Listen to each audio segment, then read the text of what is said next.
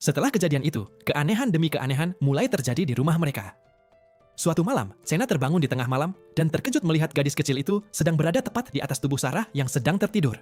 Refleks sebagai seorang polisi membuat Sena hampir mengarahkan senjatanya.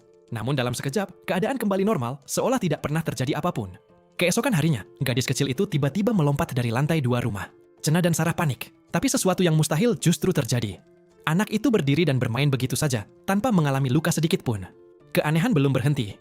Saat menemukan seekor burung yang sudah mati, gadis kecil itu mengambilnya ke dalam genggaman tangannya. Setelah membisikkan sesuatu yang tidak terdengar jelas, burung yang tadinya sudah mati tiba-tiba membuka matanya dan kembali terbang.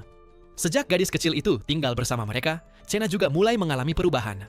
Tanpa sadar, ia tiba-tiba memukuli seseorang di jalan dengan sangat brutal. Sesuatu yang sama sekali tidak pernah ia lakukan sebelumnya. Malam harinya, Sarah terbangun karena merasa ada sesuatu yang aneh di dalam rumah. Karena rasa penasarannya semakin besar, ia diam-diam mengintip ke kamar gadis kecil tersebut. Betapa terkejutnya Sarah saat melihat gadis kecil itu sedang melayang di langit-langit kamar.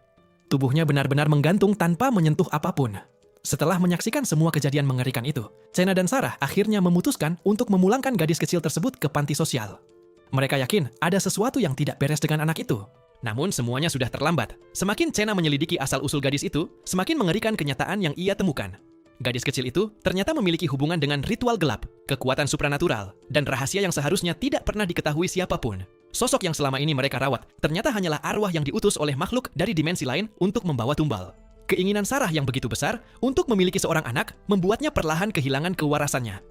Ia rela mempertahankan gadis itu, meski harus kehilangan orang yang paling ia cintai dan kehidupannya sendiri. Pada akhirnya, batas antara kasih sayang seorang ibu dan teror berubah menjadi sesuatu yang sangat mengganggu. Dan ketika semua misteri mulai terjawab, justru misteri baru kembali muncul. Karena terkadang, monster paling mengerikan bukanlah yang datang dari luar rumah, melainkan apa yang kita sendiri izinkan masuk ke kehidupan. Atas nama keluarga. Jika Anda menyukai ceritanya, Anda bisa menyaksikannya full di film yang berjudul Kampung 2023.